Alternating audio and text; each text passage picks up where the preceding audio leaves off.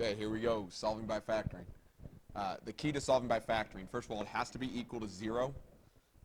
You're looking for that x squared and an x and a number. When it's set up like that, it's going to be the same factoring concept every time we do this. All right, we're going to try to break it into two sets of parentheses. If it's an x squared, whatever comes first has to multiply together to get x squared, so I always think x and x. Then we need to come up with two numbers. Two numbers that multiply together to get the last number. So I'm going to make a list of every number that multiplies to get 20. Well, 1 and 20, 2 and 10, and 4 and 5. Those three numbers all multiply together to get me 20. Then using that list, I need to think, okay, which sets of those numbers can add or subtract to get that middle number? All right, so can I use 1 plus 20 or 20 minus 1 to get me 9? No, that doesn't work. Okay, 2 and 10, well, I could do 10 minus 2, but that would give me 8. That doesn't work. Okay, 4 and 5. I could do 4 plus 5. That gets me 9, but I really need to be negative 9, so it's really going to be x minus 4 and x minus 5. Once I figured it out, I always want to double check. I want to go back and think about it again. All right. Negative 4 and negative 5, when I multiply those together, do I get positive 20? Yes, I do. And then when I add them together, negative 4 and negative 5, does that give me negative 9? Yes, it does. So there's my factors. Then all I need to do is set each one of them equal to 0 and solve. Add 4 to both sides. X is 4. Add 5 to both sides. X is 5.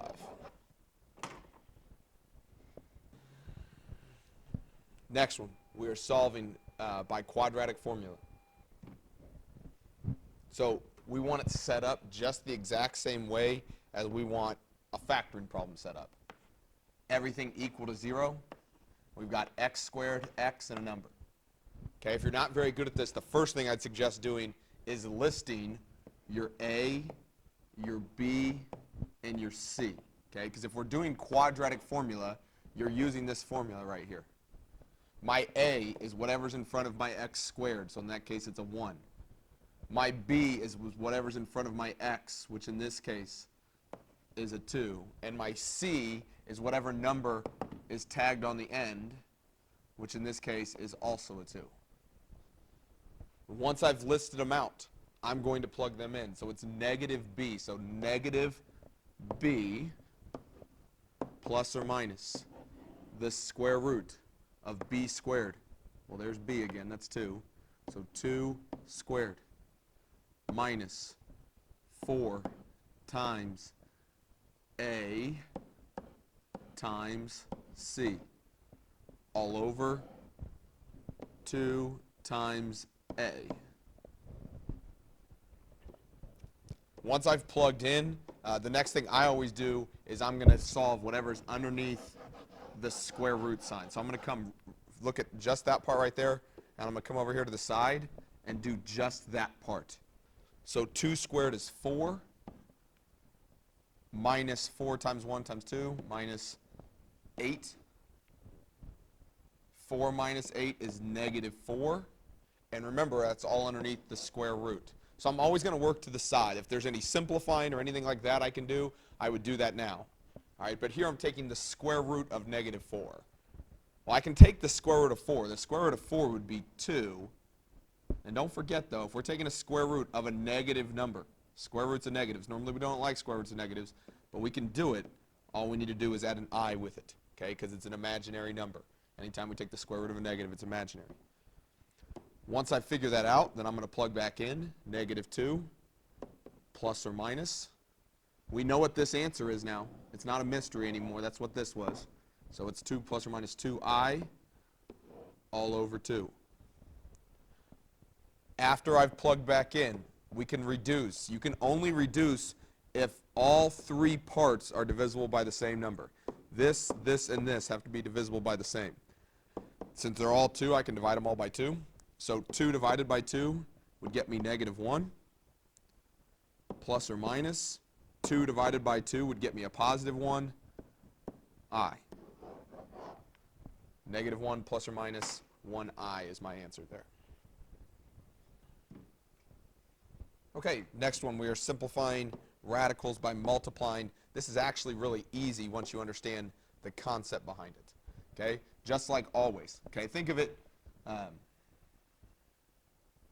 don't know, just multiply the two numbers in front always. Those are whole numbers, so we can multiply those together. 5 times 2 would get me 10. Okay, then I'm going to multiply the two radicals together. So I've got 3 times 6. Well, 3 times 6 is 18. Okay, I multiplied them together. That was really easy. All right, once you've multiplied, you want to always simplify the radical if we can. Okay, so remember how to simplify radicals. It's not tough. All right, all you need to do is we're going to make a factor tree and simplify it down. So I'm going to go over to the side here and think of what two numbers multiply together to get me 18. Well, 18 I can break into 9 and 2. And then I'm going to look, can I break 9 down? Yeah, you can break 9 down. 9 I can break into 3 and 3. And since I broke it down, I don't really care about that 9 anymore. Can I break 2 down? No, no two numbers multiply to get 2. So my answers are 3, 3, and 2. All right, so what we're going to do, once we've simplified it, we are looking for pairs. Okay? We are looking for pairs. So over here, I've got a pair of 3s. If you have a pair, it comes in front. If anything does not have a pair, like in this case the number 2, if it doesn't have a pair, it goes back underneath the radical. So that square root of 18 simplifies into 3 radical 2. Well, that was super awkward. Let me write that again because that's so awkward looking. 3 radical 2. All right, and then to finish, I've got 10 times 3. Let's do that. 30 radical 2. There's my final answer. So multiplied the real numbers together, multiplied the numbers under the radical together. We broke down the radical. We took a pair out in front. Anything that didn't have a pair, we put back under. And then we multiplied it in. 10 times 3 got me 30.